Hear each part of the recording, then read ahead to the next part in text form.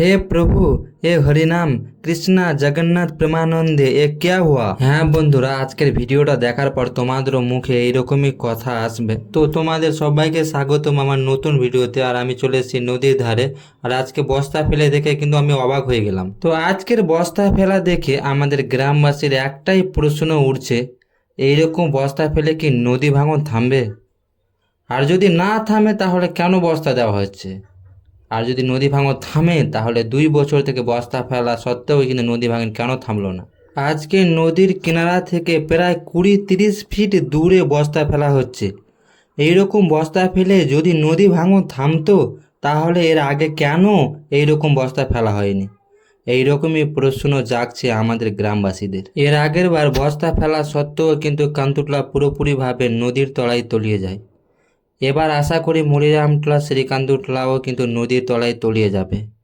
এবার আমার বাড়িটাও নদীর তলায় তলিয়ে যাবে, তাতেও কিন্তু আমার আপত্তি নাই। তবে এই রকম বস্তা ফেলে কি পুরো দিয়ারা বাঁচবে? আর যদি না বাঁচে তাহলে কেন বস্তা ফেলা হচ্ছে? তাহলে কি শুধু শুধু টাকাগুলো জলে ফেলা হচ্ছে? না বন্ধুরা, টাকাগুলো জলে ফেলা হচ্ছে না। টাকাগুলো যারা কাজ করছে আর যারা করাচ্ছে তাদের পকেটে ভরা হচ্ছে। আমি যতদিন দিয়ারাতে আছি আর যতদিন নদীর ধারে আছি ততদিন কিন্তু তোমাদের জন্য নদীর ভিডিওগুলো বানাবো। যখন দিয়ারার বাইরে চলে যাব তখন হয়তো বানাতে পারবো না, হয়তো অন্য কেউ বানাবে। আর এইভাবে বস্তা ফেলে তারা কি প্রমাণ করতে চাইছে? কি মহানন্দটলায় কাজ হচ্ছে? হ্যাঁ, খুব ভালো কাজ হচ্ছে, বস্তা দিয়ে কাজ হচ্ছে, আর নদী ভাঙন হবে না, মানুষগুলো বেঁচে যাবে, ঘর বাড়ি ভাঙতে হবে না। যারা যারা ভিডিওটা দেখছো তারা হয়তো জানো গত 2 বছর থেকে কিন্তু নদীর ধারে বস্তা ফেলা হচ্ছে। বস্তা ফেলা সত্ত্বেও কিন্তু একটুও নদী ভাঙন থামেনি। এর আগের বার এত ভাঙন হয়েছে কি বলবো তোমাদের। আর এর আগের বার কত প্রকোপাইয়ের বাঁশ দেওয়া হলো, কিন্তু কোনো রকমই নদী ভাঙন থামলো না। আর তোমরাই বলো বন্ধুরা, এই রকম বস্তা ফেলে কি নদী ভাঙন থামবে? কোনো দিনই থামবে না।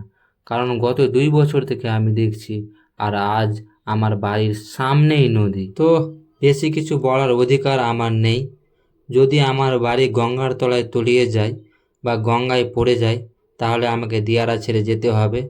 তো দিয়ারাকে আমি খুব মিস করব, কারণ দিয়ারা থেকেই আমি মানুষ হয়েছি, ছোট থেকে বড় হয়েছি। আর সত্যি আজকের কাজ দেখে আমি অবাক হলাম। আর আমরা সত্যি কাঠপুতুলের মতন, কাঠপুতুলকে যেমন যেদিকে ঘুরিয়ে যেটা বলা হয় সেটাই করে, সেই রকম আমরাও আমাদের যেটা বলা হচ্ছে, যেটা বলে বোঝানো হচ্ছে সেটাই আমরা বুঝে যাচ্ছি। তো সর্বশেষে একটাই কথা বলতে চাই, যদি এইরকমই কাজ চলতে থাকে তাহলে দিয়ারা শেষ হতে আর বেশি দেরি লাগবে না। আর আজকে যেখানে বস্তা ফেলা হচ্ছে সেখানে 40 থেকে 50 মিটার গভীরতার জল রয়েছে, হয়তো তারও বেশি হতে পারে। তো আজকের ভিডিওটা এখানেই শেষ করলাম।